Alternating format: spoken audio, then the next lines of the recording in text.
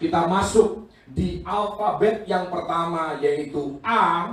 Apa maksudnya A di dalam kata Jumat Agung? A artinya Allah mengasihi kita. Katakan bersama-sama, Allah mengasihi kita.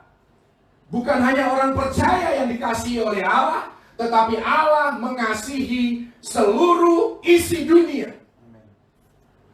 Karena itu kita perlu untuk menaruh kepercayaan kita kepada kasih Allah yang begitu besar bagi dunia, sehingga Dia mengutus anaknya yang tunggal, anaknya yang paling Dia kasihi, namanya Yesus Kristus, untuk mati menebus dosa Anda dan saya, supaya kita bisa, ketika kita meninggalkan dunia ini, kita bisa bersama-sama dalam kehidupan yang kekal, dengan kebahagiaan yang kekal, masuk di dalam sukacita rumah Bapa kita di surga. Bukan hanya Yesus rela disalibkan demi menebus dosa-dosa kita. Kalau Dia hanya rela disalibkan, itu terbatas hanya Dia taat kepada Bapanya. Tetapi dikatakan dalam firman Tuhan, Dia tidak sekedar taat, melainkan Yesus rela berkorban, bukan hanya demi ketaatan Dia kepada Bapanya, tetapi juga karena Dia mengasihi Anda dan saya. Dia mengasihi seluruh dunia, Dia mengasihi seluruh umat manusia. Karena itu dikatakan dalam Roma 5 ayat 8, sebelum kita mengenal bahwa kita menyadari kita butuh juru selamat, ketika kita masih berdosa, Yesus sudah mati bagi kita. Ada perbedaan juga dalam kehidupan sehari-hari. Secara sederhana bisa diilustrasikan. Seseorang bisa menikah karena dia mau menuruti permintaan orang tua, atau dia menikah karena memang dia benar-benar mengasihi pasangan hidupnya. Itu dua hal yang sangat berbeda. Ya, Yesus melakukan keduanya. Yesus bukan hanya taat pada Bapanya, tetapi Dia juga melakukannya karena Dia mengasihi Anda dan saya. Jadi bukan hanya orang percaya saja yang Tuhan kasihi, tetapi seluruh isi dunia Tuhan juga kasihi. Efesus 3 ayat 17 dan 18, ini merupakan doa daripada Rasul Paulus bagi jemaat di Efesus, supaya mereka mengenal kasih Allah, kasih Tuhan yang tanpa batas.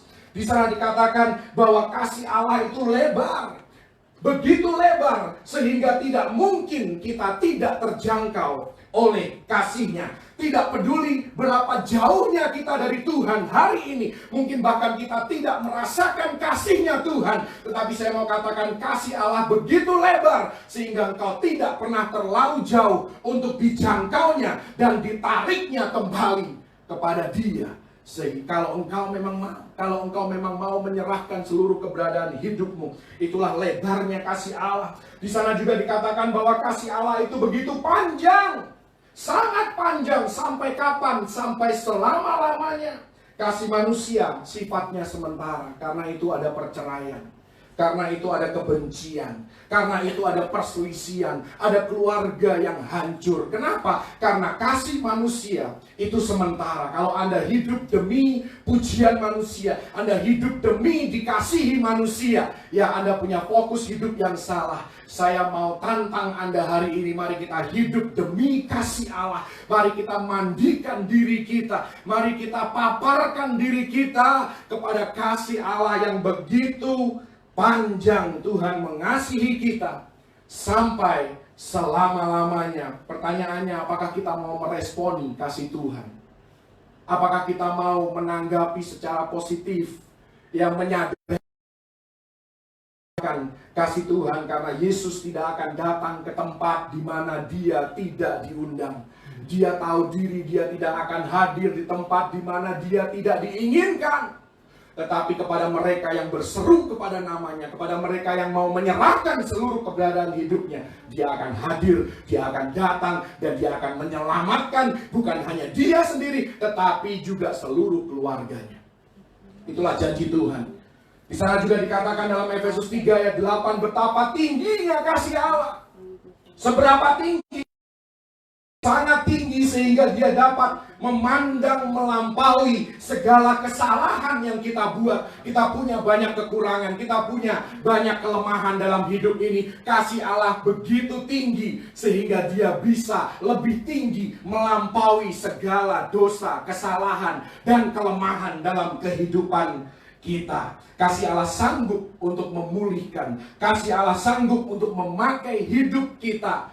Tidak peduli background kehidupan kita, tidak peduli masa lalu kehidupan kita, tidak peduli silsilah dalam kehidupan kita. Tuhan sanggup, kasih Allah sanggup untuk memakai hidup kita untuk kemuliaannya. Kalau kita mau menyerahkan seluruh keberadaan hidup kita, kalau kita mau datang kepada Dia. Barangkali kita sudah pernah melakukan kesalahan di dalam kehidupan kita. Saya mau katakan, manusia bisa salah, tetapi kelahiran Anda di dunia ini, kehidupan Anda di dunia ini bukanlah suatu kesalahan. Kalau engkau mau membawa kesalahan ini pada kaki Yesus, maka Dia sanggup mengubahkan kutuk menjadi berkat. Dia sanggup mendatangkan kebaikan dari kesalahan yang kita buat. Sekali lagi, kalau kita mau datang kepada Dia, karena kasih Allah begitu tinggi, Dia dapat memandang melampaui dosa-dosa kita dan tetap mengasihi kita. Ya, bukan berarti Dia memaklumi dosa kita, tetapi Dia mati di atas kayu salib itu menunjukkan betapa Dia membenci dosa. Tetapi pada saat yang bersamaan kematian Yesus di atas kayu salib juga menunjukkan betapa Dia mengasihi orang berdosa. Dia benci kepada dosa, tetapi Dia mengasihi orang yang berdosa. Pertanyaannya, ketika Yesus mengulurkan tangannya, mari datang kepadaku, mari nikmati kasihku, mari hidup dalam kasihku, aku sanggup memulihkan engkau, aku sanggup memakai engkau lebih dahsyat lagi sesuai dengan potensi yang sudah aku tanam dalam hidup. Maukah kita menanggapi secara positif kemurahan hati Tuhan? Yang keempat di sana, dimensi keempat daripada kasih Allah adalah berapa dalamnya, betapa dalamnya kasih Allah, begitu dalam sehingga sekalipun kita ada di lubang yang paling dalam hidup ini, mungkin kita mengalami keterpurukan, kita mengalami kebangkrutan, kita membuat kesalahan dan ada kesalahan yang fatal sehingga kita mungkin mengalami penderitaan secara finansial, kita mungkin mengalami penderitaan dalam kesehatan kita. Engkau tidak pernah terlalu dalam untuk kasih Allah dapat menjangkau engkau. Kasih Allah bukan hanya bersama-sama dengan mereka yang sedang menikmati kesuksesan. Tuhan kita bukan hanya Tuhan pada saat kita ada di puncak gunung, tetapi Dia juga adalah Tuhan yang bersama-sama dengan kita ketika kita ada di lembah kekelaman. Kita tidak akan pernah tahu dalamnya kasih Allah sampai kita pernah berada, pernah merasakan titik terendah, terpuruk dalam kehidupan ini.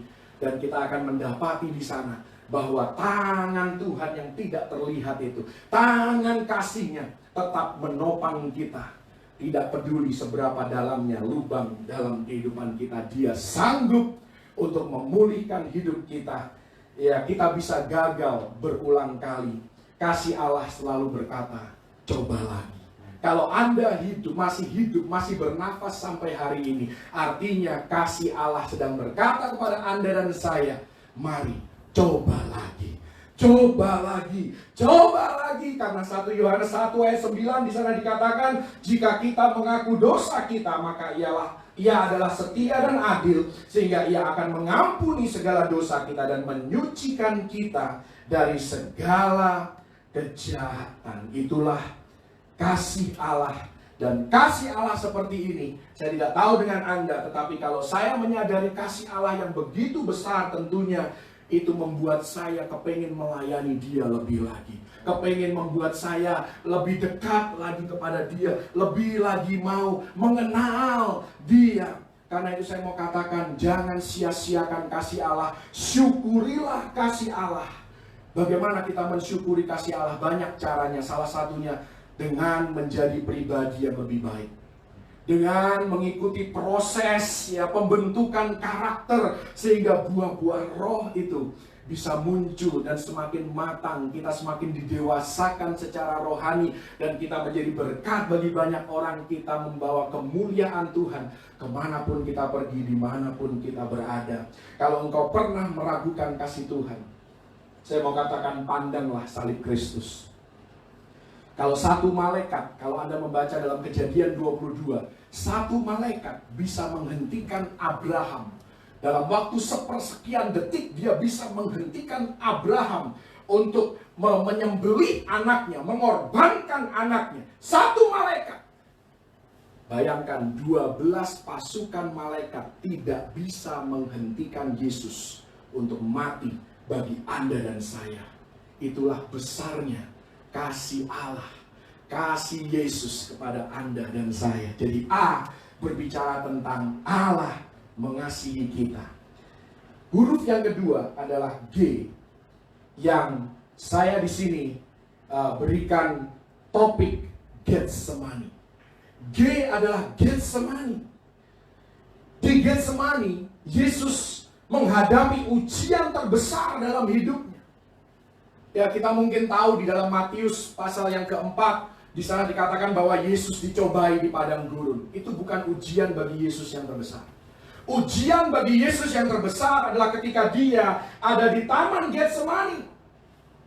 Kenapa? Saya katakan begitu karena dia bisa saja di Taman Getsemani, dia bisa saja menolak untuk mati bagi manusia. Dia bisa saja menolak cara Bapa, ya, untuk dia bisa memenuhi, menggenapi misi Bapa, misi surgawi. Dia bisa saja mencari cara lain untuk mati bagi manusia berdosa. Dan tidak akan ada yang menyalahkan dia kalau dia minta cara lain. Kalau dia menolak untuk mati bagi dosa-dosa kita, tidak akan ada yang menyalahkan Yesus. Yesus bisa saja berpikir, bukan aku yang berdosa, bukan aku yang salah. Manusia yang penuh dengan dosa, manusia yang penuh dengan dengki, manusia yang penuh dengan iri hati, manusia yang penuh dengan kepahitan, manusia yang penuh dengan kelemahan. Kenapa aku yang tidak berdosa ini, aku yang tidak mengenal dosa ini, kenapa aku harus mati bagi mereka? Dan ketika Petrus memotong telinga hamba imam besar itu, Yesus berkata dalam Matius 26 ayat yang ke-53, di sana dikatakan oleh Yesus sendiri, atau kau sangka bahwa aku tidak dapat berseru kepada Bapakku supaya ia segera mengirim lebih dari 12 pasukan malaikat membantu aku? Artinya Yesus bisa saja menolak.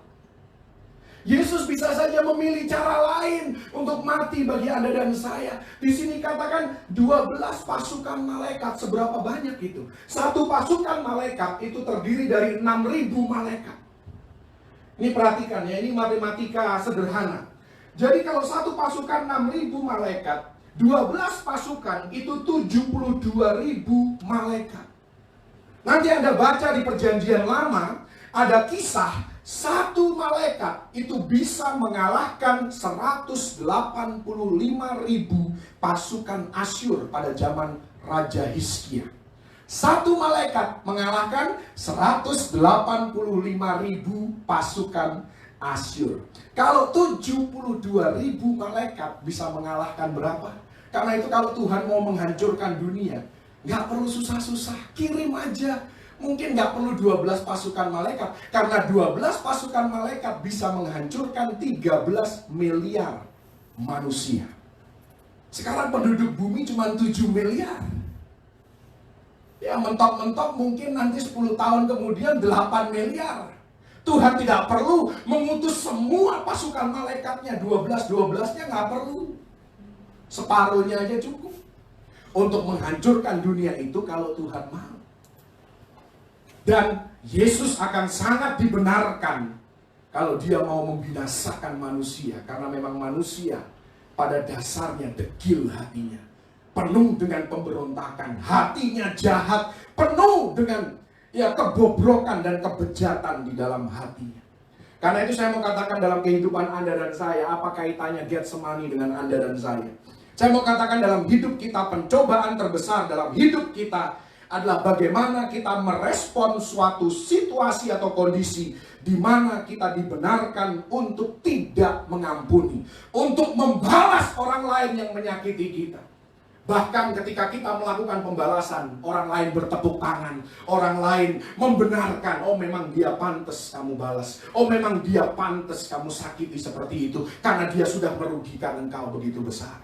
Itulah pencobaan terbesar, itulah ujian kedewasaan terbesar dalam hidup kita. Ketika kita disakiti, ketika kita dirugikan, apakah kita masih mau membalas?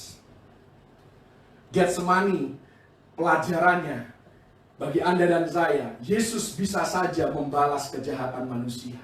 Tetapi dia dengan segala sumber daya yang dia miliki, dia memilih untuk mati bagi dosa-dosa mereka. Dia memilih untuk tubuhnya disiksa, dihancurkan. Supaya apa? Supaya oleh bilur-bilur Yesus, Anda dan saya sudah disembuhkan. Virus corona tidak lebih berkuasa dari bilur-bilur Yesus. Tidak lebih berkuasa dari nama Yesus. Yesus tidak memanggil para malaikat untuk melepaskan dia dari penderitaan salib, tetapi justru dia melewati momen demi momen. Bahkan ketika ada seseorang yang menawarkan minuman yang dapat membuat dia mati rasa, yang dapat membuat dia terkurangi rasa sakitnya, dia menolak minuman itu. Anggur asam itu dia tolak yang pertama. Yang terakhir dia terima karena dia perlu berteriak, aku haus. Kemudian dia berteriak, kepadamu aku menyerahkan nyawaku. Dan dia berteriak, tetelestai. Untuk itulah minumannya. Tapi yang pertama dia ditawari anggur asam, dia tidak mau.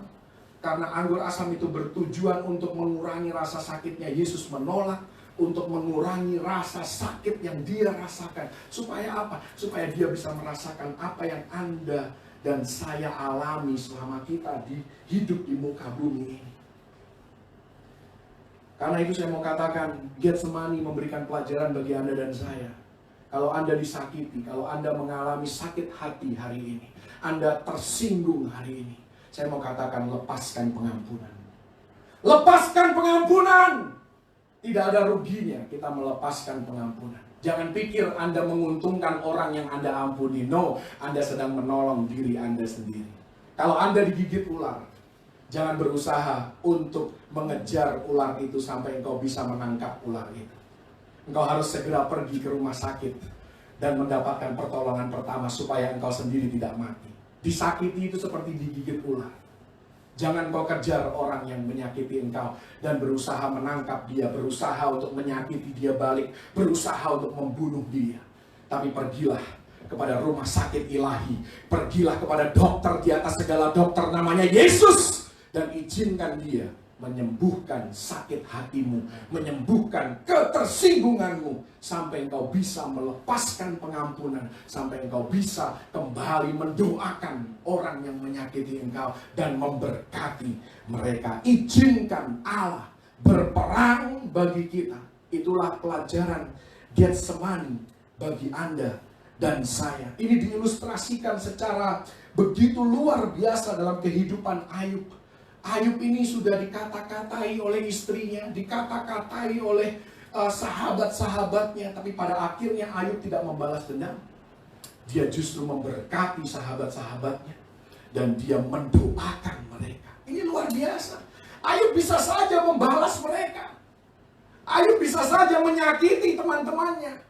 Tetapi Ayub memilih untuk taat kepada Tuhan, melakukan kebenaran dan mengampuni mereka dan mendoakan mereka sehingga Ayub dipulihkan. Demikian juga dengan Yusuf. Kita tahu kisah kehidupan Yusuf, betapa menderitanya dia, betapa dirugikannya seolah-olah.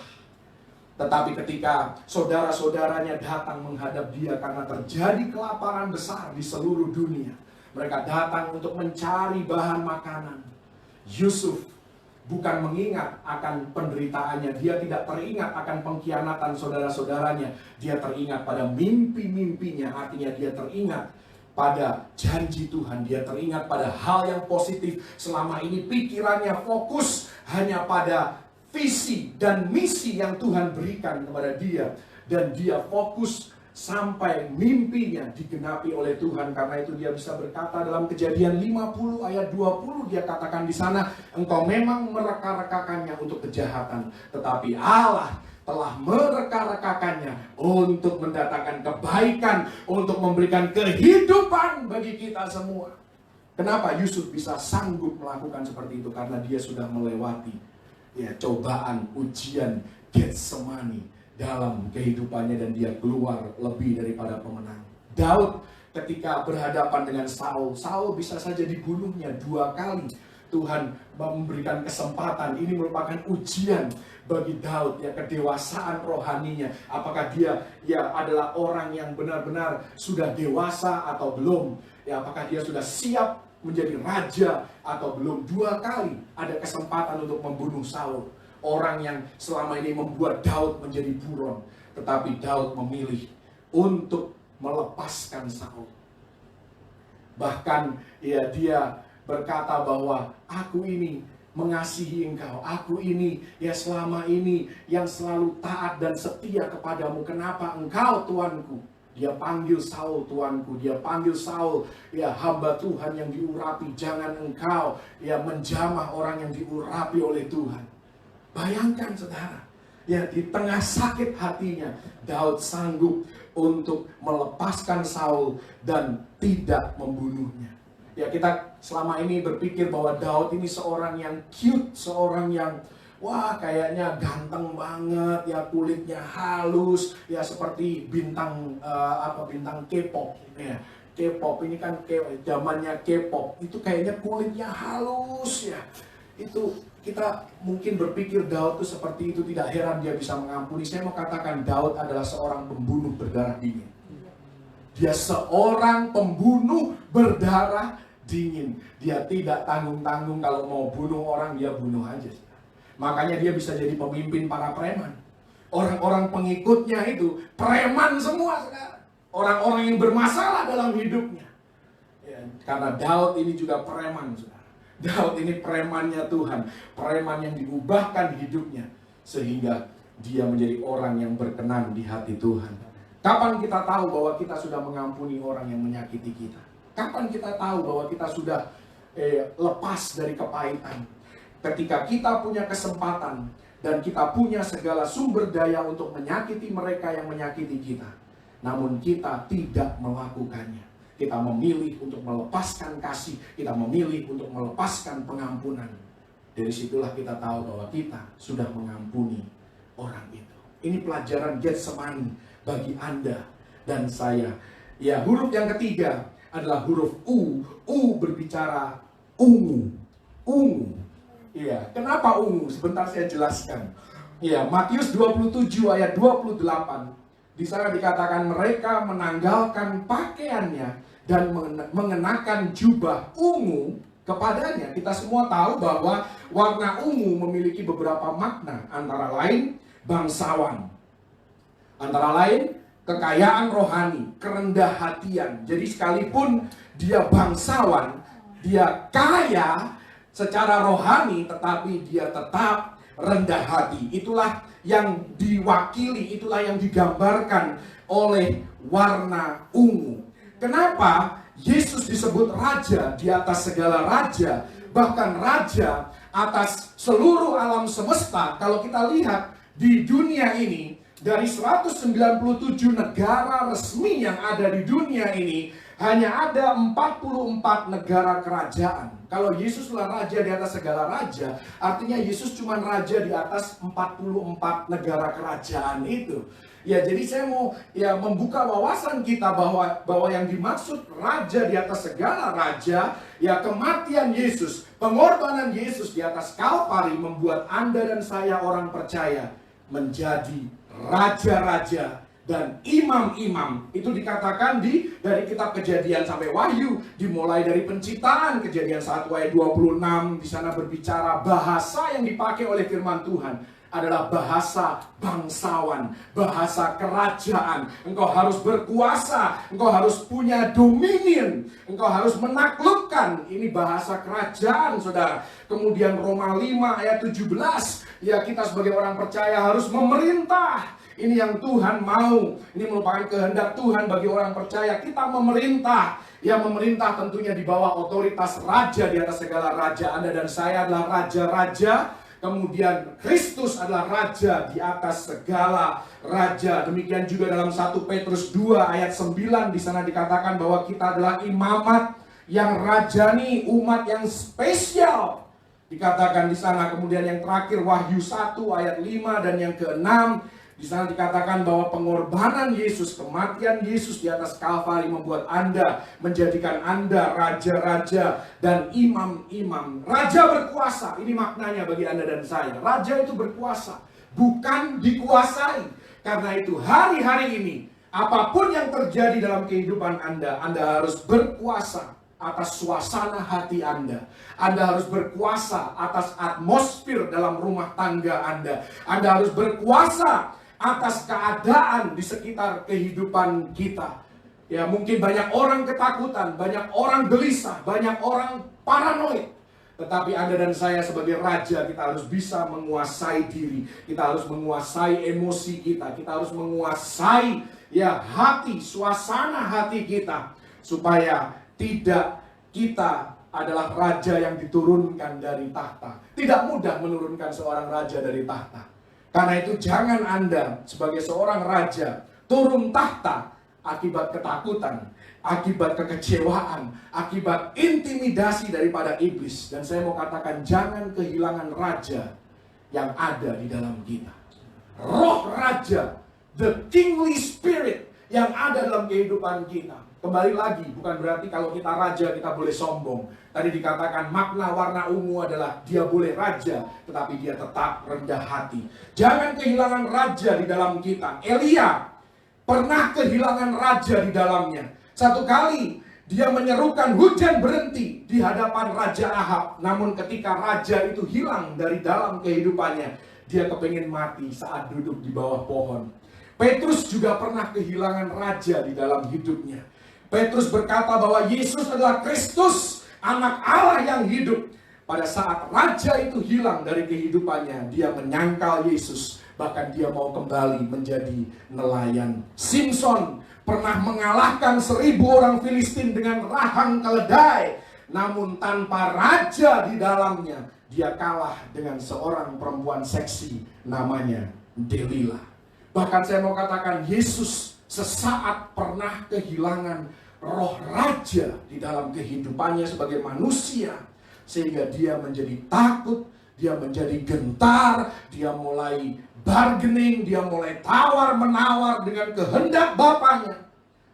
Dan bertanya kepada Bapaknya, apakah ada cara lain untuk menggenapi misi Bapa.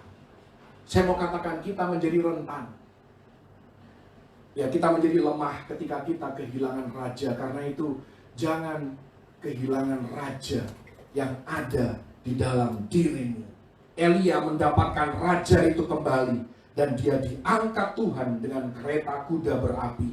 Petrus mendapatkan raja itu kembali dan dia berkhotbah pada hari Pentakosta. 3.000 jiwa diselamatkan pada hari yang sama. Simson membunuh pada akhir hidupnya lebih banyak orang daripada selama hidupnya. Dan Yesus ketika roh raja itu kembali dalam kehidupan Yesus, Yesus menyelamatkan lebih banyak orang saat dia mati daripada selama pelayanannya di muka bumi. Roh raja ini harus kita aktifkan. Jangan izinkan raja itu tertidur dalam kehidupan kita. Jangan izinkan raja itu menjadi dorman, menjadi non-aktif dalam kehidupan kita. Kita mungkin sedang terpuruk.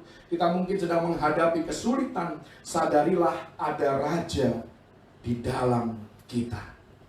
Mika 4 ayat yang ke-9. Di sana dikatakan oleh firman Tuhan, maka sekarang mengapa engkau berteriak dengan keras? Bangsa Israel sedang menghadapi tekanan yang besar karena rajanya ditawan waktu itu zaman Raja Zedekia. Seolah-olah pengharapan itu hilang, makanya firman Tuhan datang. Mengapa engkau berteriak dengan keras? Menghadapi cobaan, ujian, tantangan hari-hari ini, firman Tuhan juga berkata kepada Anda dan saya, mengapa engkau berteriak dengan keras? Dan pertanyaan selanjutnya perhatikan, tiadakah raja di tengah-tengah kamu? Tidak adakah raja, terjemahan lain katakan, tidak adakah raja di dalammu? Is there not a king in you? Tidak adakah raja di dalam kita?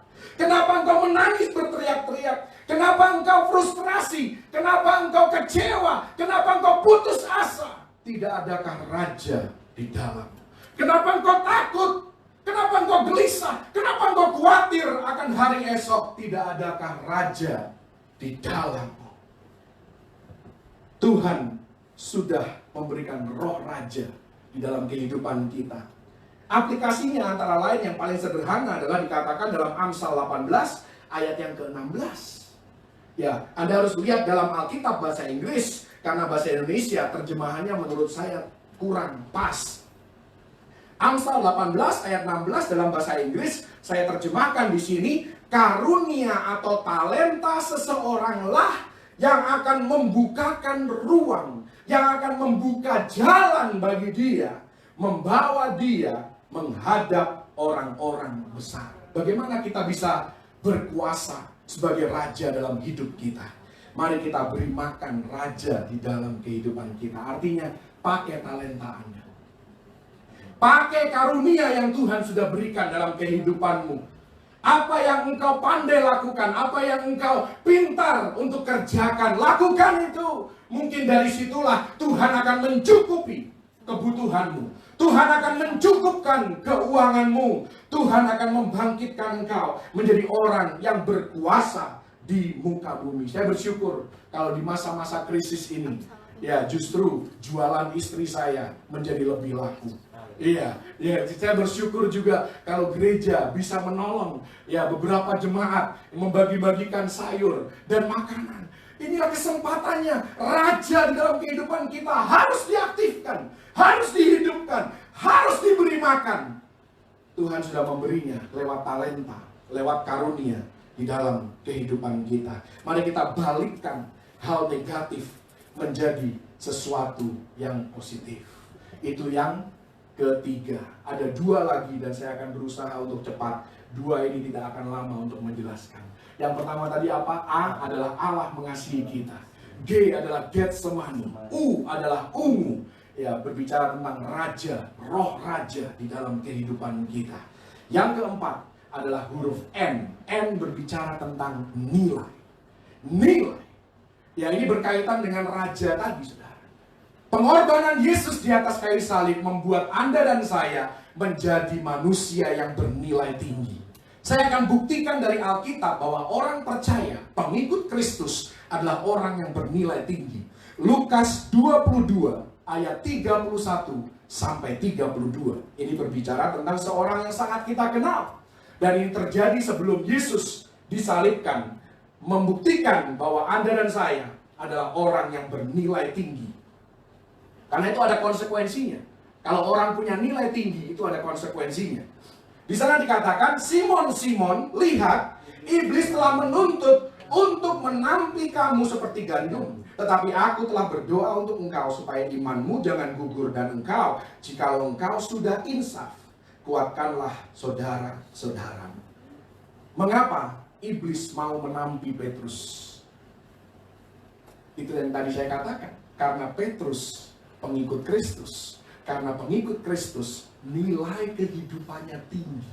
Sehingga iblis menuntut untuk menampi Petrus. Kenapa Petrus? Karena Petrus yang pertama dia diberikan kunci surga. Matius 16. Kenapa Petrus? Karena dia mendapatkan pewahyuan tentang Yesus anak Allah. Yesus adalah Kristus yang diurapi, juru selamat dunia. Itu Petrus yang mendapatkan pewahyuan itu. Kemudian yang ketiga, kenapa hidup Petrus bernilai tinggi? Kenapa dia ditampi oleh iblis? Karena dia dianggap sebagai pemimpin di antara para rasul utama Kristus. Kalau pemimpin ditangkap, kalau pemimpin digoncang, dan pemimpin itu tergoncang, maka anak buahnya, maka pengikut-pengikutnya akan lemah. Seperti juga tertulis dalam Matius 26 ayat 31, karena kematian Yesus itu menggenapi firman di Zakaria, aku akan membunuh gembala dan kawanan domba itu akan tercerai berai. Di sini kita melihat bahwa kita perlu mendoakan gembala gereja kita. Kita perlu mendoakan para pemimpin dalam kehidupan kita. Kalau kita anak, kita perlu mendoakan orang tua kita. Kita perlu mendoakan kepala keluarga, kepala gereja, kepala pelayanan. Kita perlu mendoakan kepala negara. Kita perlu mendoakan para pemimpin yang Tuhan tempatkan dalam kehidupan kita untuk berjaga-jaga atas jiwa kita. Kenapa? Karena para pemimpin adalah orang yang dituntut oleh iblis untuk ditampi seperti gandum. Kalau pemimpinnya lemah, seluruh ke bawahnya pasti ikut lemah. Semakin lama kita ikut Yesus, semakin dalam kita mengenal Yesus, semakin tinggi pula nilai kehidupan kita. Karena itu kita harus lebih dan lebih lagi waspada di dalam kehidupan kita, di dalam berjaga-jaga atas hidup kita, di dalam membangun kerohanian kita, terus mengenal Yesus lebih dalam lagi, lebih dan lebih lagi dibukakan rahasia firman Tuhan. Kalau Anda adalah orang yang terlibat dalam pelayanan, apakah itu Anda seorang asyir, Anda seorang singer, Anda seorang penginjil, Anda seorang pendoa syafaat, seorang pengkhotbah, apalagi Anda adalah targetnya iblis. Anda adalah orang yang bernilai tinggi dan neraka menginginkan Anda. Karena itu Anda perlu untuk waspada di dalam apa yang kau izinkan masuk dalam kehidupan Anda. Kalau Anda orang yang berintegritas, orang yang bermoral baik, iblis menginginkan Anda. Reputasi, karakter, dan nama baik Anda menjadi taruhan. Karena Anda adalah orang yang berdampak pada orang lain. Ingat saudara, apapun yang kita ucapkan, apapun yang kita lakukan, apapun yang kita putuskan, pilihan apa yang kita buat, semua kita harus ingat bahwa Anda dan saya adalah orang pilihan Tuhan. Anda dan saya orang yang bernilai tinggi. Seperti dikatakan Kisah Rasul 9 ayat 15, bahwa Paulus adalah alat pilihan Tuhan. Anda dan saya pun merupakan alat di tangan Tuhan. Apa artinya menampi? Izinkan saya sejenak bicara tentang menampi. Menampi itu mengayak untuk memisahkan. Bagaimana iblis menampi kita orang percaya? Iblis menampi kita dengan mencoba berusaha memisahkan kita dari kelompok yang rohani. Memisahkan kita dari para penyembah yang benar, dari teman-teman yang hidup benar, dari orang tua yang mengasihi Tuhan, dari hamba Tuhan dan suara Tuhan yang disampaikan dari mimbar. Iblis selalu berusaha menjauhkan kita dari pertemuan-pertemuan ibadah. Karena itu saya mau katakan, sekalipun kita tidak bisa berjumpa secara fisik, Anda harus terus beribadah, harus terus membangun kehidupan rohani Anda. Karena iblis selalu berusaha memisahkan kita dari orang-orang yang benar dan menarik kita masuk dalam pergaulan yang salah. Memisahkan kita dari orang-orang yang membuat kita kuat. Memisahkan kita dari kehidupan doa. Memisahkan kita dari rumah Tuhan. Memisahkan kita dari firman Tuhan. Karena itu, sadarilah, berjaga-jagalah, bahwa musuh selalu mempelajari gerak-gerik kita, mempelajari kebiasaan kita, siapa teman kita, musik apa yang kita suka untuk dengarkan, bagaimana kita menggunakan gadget. Musuh mengamati semua itu dan dia tidak akan pernah puas sampai dia berhasil untuk mendapatkan orang percaya, apalagi orang yang berpengaruh sebagai mangsanya. Tapi saya mau katakan, jangan khawatir menjadi orang percaya. Jangan khawatir dan jangan takut menjadi pengikut Kristus. Anda dan saya orang yang bernilai tinggi, VIP di hadapan Tuhan. Kalau orang VIP, perlindungannya pun, pengawalannya pun VIP. Jadi Tuhan pun menutup bungkus kita. Yesus sendiri berdoa syafaat bagi kita. Ibrani 7 ayat 25 dan Roma 8 ayat 27. Kalau Anda tanya apa yang Yesus sedang lakukan di surga, Yesus sedang berdoa syafaat bagi Anda dan saya, supaya Anda dan saya tetap terlindungi, terpelihara sempurna, supaya setiap senjata yang ditempa terhadap kita dan keluarga besar kita tidak akan berhasil. Haleluya. Dan saat dosa semakin bertambah banyak, kasih karunia pun semakin berlimpah-limpah. Roma 5 ayat yang ke-20. Haleluya. Haleluya. Jadi jangan menunggu sampai kita jatuh, jangan menunggu sampai kita gagal. Jagalah koneksi kita dengan pokok anggur itu. Memang Yohanes 15 ayat 5 di sana dikatakan kita tidak bisa berbuat apa-apa tanpa Yesus. Tetapi saya mau katakan Filipi 4 ayat 13 dikatakan segala perkara dapat kutanggung dengan Yesus. I can do all things through Christ who strengthens me. Kita tidak bisa berbuat apa-apa tanpa Yesus. Tapi bersama dengan Yesus kita bisa menanggung segala perkara. Yang kelima dan yang terakhir adalah G yang kedua. G yang kedua adalah singkatan dari Golgota. Saya tidak akan berkhotbah dari diri saya sendiri tentang Golgota. Saya akan membacakan sebuah khotbah yang dikhotbahkan sekitar 50-60 tahun yang lalu oleh seorang hamba Tuhan namanya S.M. Lockridge. Dia seorang pendeta baptis, ya, gereja baptis. Dia African American atau kulit hitam. Dan dia berkhotbah hanya 3 menit khotbahnya. Pada saat perayaan Jumat Agung, dia berkhotbah ini.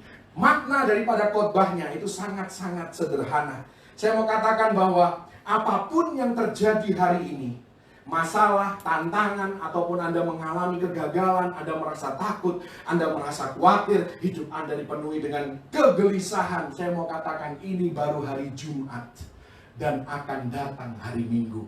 Judul daripada khotbahnya adalah It's Friday, but Sunday is coming.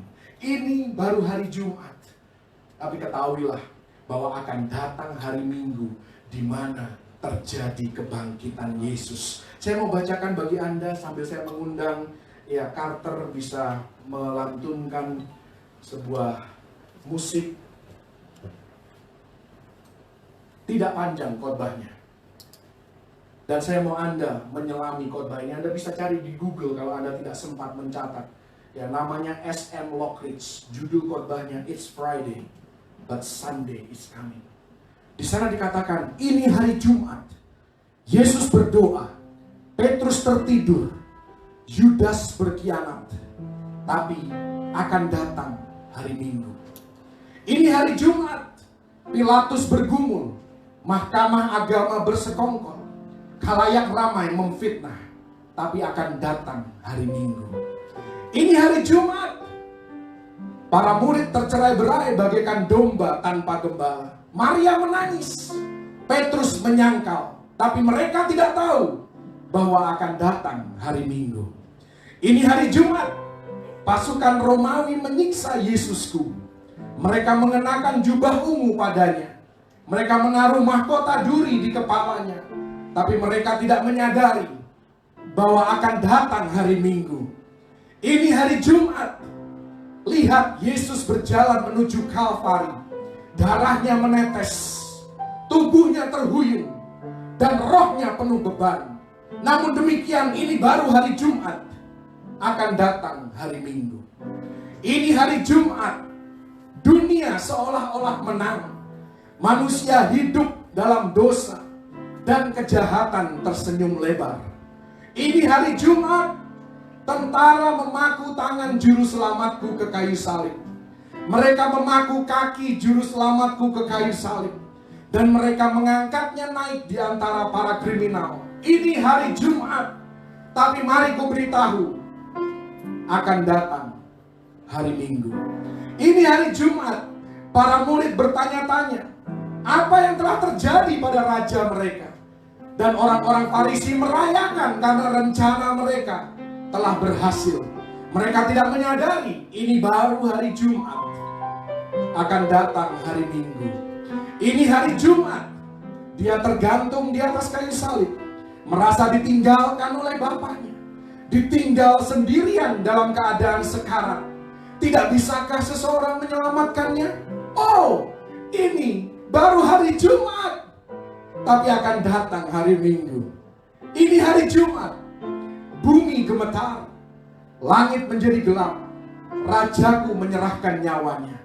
Ini hari Jumat, harapan sirna, maut telah menang, dosa telah menang, dan setan pun tertawa. Ini hari Jumat, Yesus dikuburkan, pasukan berjaga, dan sebuah batu digulingkan untuk menutup. Tapi ini baru hari Jumat, akan datang hari Minggu. Demikian juga dalam kehidupan Anda dan saya. Anda alami hari ini dan saat ini juga. Mungkin keadaan terlihat buruk. Mungkin keluarga terlihat amburadul dan berantakan. Mungkin keuangan penuh dengan ketidakpastian. Mungkin kesehatan terancam. Tapi saya mau katakan, ini baru hari Jumat. Akan datang hari Minggu. It's only Friday, but Sunday. Mari katakan sama-sama dengan saya. It's only Friday, but Sunday is coming. It's only Friday, but Sunday is coming. Mari kita renung. Allah mengasihi kita. Karena kasih Allah kepada kita, Dia mau kita melepaskan kasih yang sama melalui Getsemani kehidupan kita. Orang yang berjiwa besar seperti seorang raja yang berjubah ungu. Dia tidak melampiaskan kemarahannya karena dia tahu bahwa hidupnya punya nilai yang tinggi. Banyak orang yang akan terdampak dengan apa yang dia perbuat, apa yang dia ucapkan. Karena dia orang yang bernilai tinggi.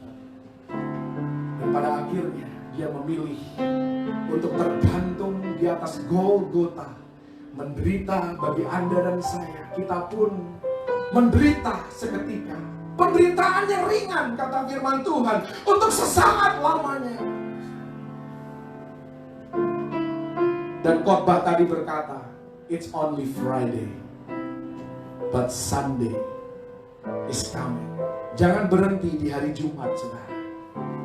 Jangan berhenti di penderitaan, karena bukanlah kehendak Tuhan untuk Anda terus-menerus menderita, terus-menerus tertekan, terus-menerus dibakar dengan kebencian, dibakar dengan ketersinggungan. Kalau Yesus pada hari yang ketiga dia memilih untuk keluar dari kubur, Anda pun harus keluar dari kubur kebencian, keluar dari kubur terikat dosa. Anda harus keluar dari kubur kepahitan, kubur kekecewaan, kubur kecanduan apapun dalam kehidupan Anda. Anda harus keluar dari kubur kehidupan Anda, karena Yesus pun pada akhirnya keluar dari kuburnya. Biar firman ini boleh memberkati kita semua pada hari Jumat yang agung ini.